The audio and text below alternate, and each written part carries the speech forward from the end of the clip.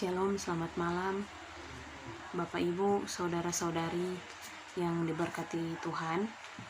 Pembacaan Alkitab kita di malam hari ini terdapat dalam Matius 6 ayat 25-34. Lembaga Alkitab Indonesia memberi judul Hal Kekhawatiran. Karena itu aku berkata kepadamu, janganlah khawatir akan hidupmu, akan apa yang hendak kamu makan atau minum. Dan janganlah khawatir pula akan tubuhmu, akan apa yang hendak kamu pakai. Bukankah hidup itu lebih penting daripada makanan, dan tubuh itu lebih penting daripada pakaian? Pandanglah burung-burung di langit, yang tidak menabur dan tidak menuai, dan tidak mengumpulkan bekal dalam lumbung, namun diberi makan oleh Bapamu yang di sorga. Bukankah kamu jauh melebihi burung-burung itu? Siapakah di antara kamu yang karena kekhawatirannya dapat menambahkan sehasta saja pada jalan hidupnya? Dan mengapa kamu khawatir akan pakaian? Perhatikanlah bunga bakung di ladang yang tumbuh tanpa bekerja dan tanpa memintal. Namun aku berkata kepadamu, Salomo dalam segala kemegahannya pun tidak berpakaian seindah salah satu dari bunga itu. Jadi jika demikian Allah mendandani rumput di ladang yang hari ini ada dan besok dibuang ke dalam api, tidakkah ia akan lebih lagi mendandanikanmu, hai orang yang kurang percaya? Sebab itu janganlah kamu khawatir dan berkata, apakah yang akan kami makan? Apakah yang akan kami minum? Apakah yang akan kami pakai? Semua itu dicari bangsa-bangsa yang tidak mengenal Allah. Kan tetapi Bapamu yang di sorga tahu bahwa kamu memerlukan semuanya itu. Tetapi carilah dahulu kerajaan Allah dan kebenarannya, maka semuanya itu akan ditambahkan kepadamu. Sebab itu janganlah kamu khawatir akan hari besok, karena hari besok mempunyai kesusahannya sendiri. Kesusahan sehari cukuplah untuk sehari. Demikian jauh pembacaan Alkitab kita, dan judul perenungan kita di malam hari ini yaitu jangan pernah khawatir akan apapun juga. Bapak Ibu, saudara-saudari yang saya kasihi dalam Tuhan kita Yesus Kristus, sebagai makhluk ciptaannya yang paling mulia, kita manusia dianugerahkan hati dan perasaan oleh Tuhan.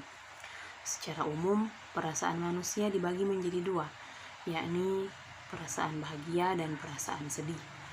Perasaan bahagia sendiri terdiri antara lain atas cinta kasih, anugerah, berkat, keberhasilan, dan masih banyak lagi.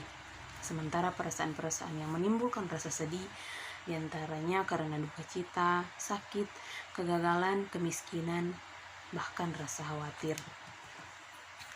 Sebagai bagian dari perasaan yang muncul dalam diri seseorang, rasa khawatir rasanya selalu muncul dalam hati dan pikiran manusia hampir di setiap waktu. Dalam kehidupan berkeluarga,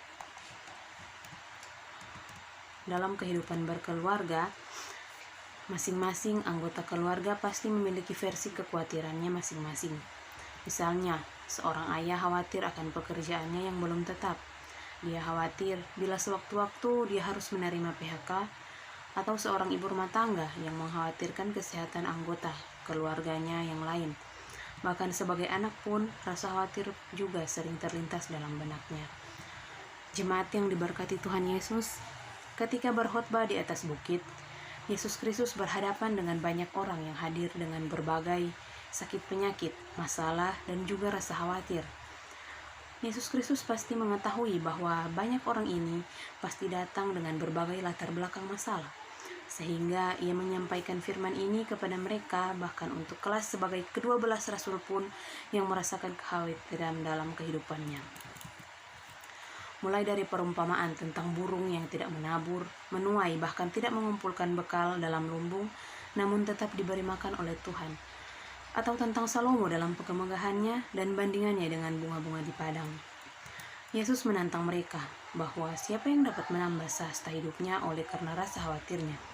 Namun demikian, Yesus memberi solusi atas masalah-masalah tersebut yang juga mewakili seluruh masalah yang pernah dihadapi oleh manusia, yang terdapat dalam ayat 33. Tetapi carilah dahulu kerajaan Allah dan kebenarannya, maka semuanya itu akan ditambahkan kepadamu. Solusi inilah yang kemudian menjadi jawaban oleh seluruh kaum manusia di dunia ini zaman dulu sampai sekarang.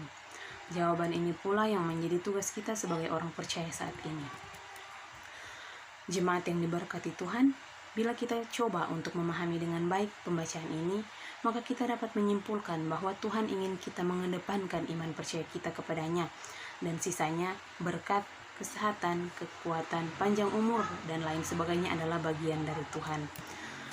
Saat ini kita juga merasa khawatir dengan keuangan, apalagi dalam kita memasuki masa Natal dan Tahun Baru, dengan berbagai pengeluaran yang sudah ada dalam list yang telah kita buat. Sampai rasa-rasanya kita lupa bahwa perayaan Natal ialah momen kita untuk mengingat akan kasih Allah yang telah menghadirkan anaknya yang tunggal di dunia ini menebus dosa kita.